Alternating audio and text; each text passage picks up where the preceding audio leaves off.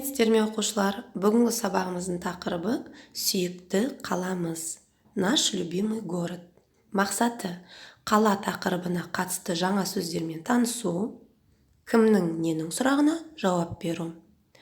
Цель нашего урока – пройти новые слова по теме город и научиться ответить на вопрос кого, чего.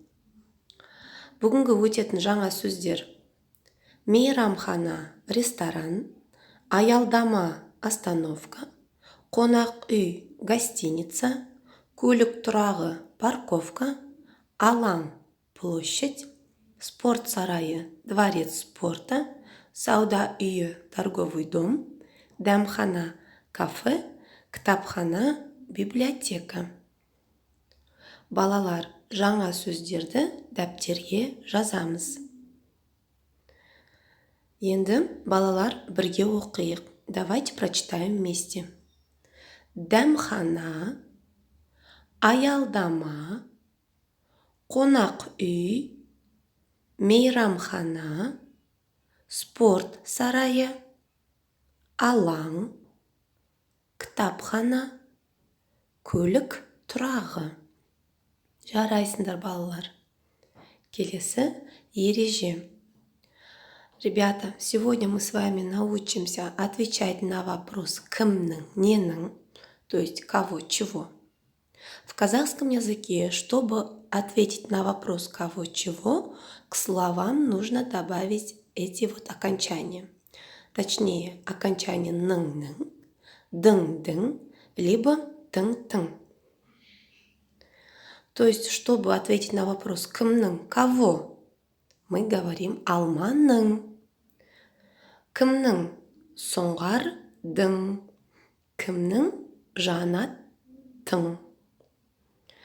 Давайте теперь разберемся, в каких случаях мы добавляем ның-ның. Если слова заканчиваются на буквы А, О, Е, Ё, Я, М, Н, мы добавляем либо ның, либо ның.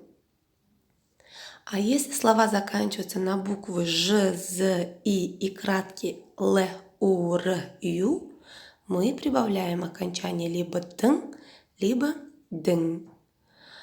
А если слова заканчиваются на буквы Б, В, Г, Д, К, Q, П, С, Т, Х, Ц, Ч, то прибавляется окончание либо тың, либо тың. Теперь, в каких случаях мы добавляем твердые ның, дың, тың? Эти окончания прибавляются, если слова твердые. А слова твердые считаются, если в них есть гласные буквы А, О, А. А когда прибавляется окончание ның, дың, тың? Если слово мягкое, то есть, если в слове есть гласные, как Е, и Түсінікті ме, балалар? Енді назар аударайық. Обратите внимание. К местоимениям мен, сен, ол, если добавить вот эти вот окончания, то эти местоимения меняются мен на менің, сен на сенің, ол на оның. Түсінікті, иә, балалар? Енді екінші тапсырманы орындаймыз. Сөз тіркесін оқып, аудар, сөйлем құрап айт. Нам нужно будет прочитать словосочетание, перевести и составить с ними предложение устно. Мысалы, первое словосочетание у вас мейрамхананың іші переводится внутрь ресторана. Теперь давайте попробуем составить с ней предложение. Мейрамхананың іші үлкен. Что значит внутрь ресторана большой. Иә? Келесі сөйлемдермен осылай аударып сөйлем құраймыз. вам нужно будет с остальными словосочетаниями точно так же перевести их и составить предложение устно. Келесі.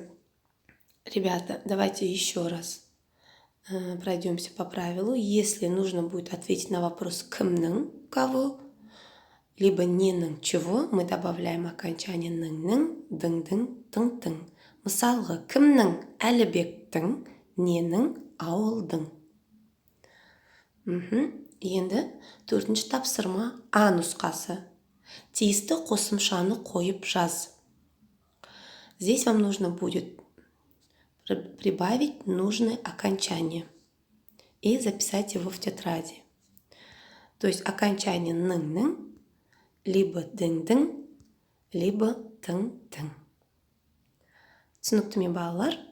Ендігі сабағымыз аяқталды. Сау болыңыз.